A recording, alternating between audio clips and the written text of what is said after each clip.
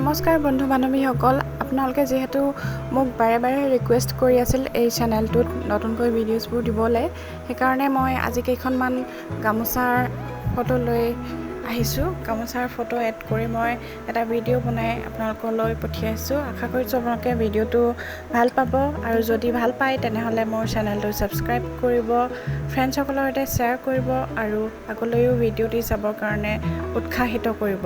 ধন্যবাদ। চাই থাকক ভিডিঅ'টো শেষলৈকে আৰু চেনেলটো ছাবস্ক্ৰাইব কৰি দিব।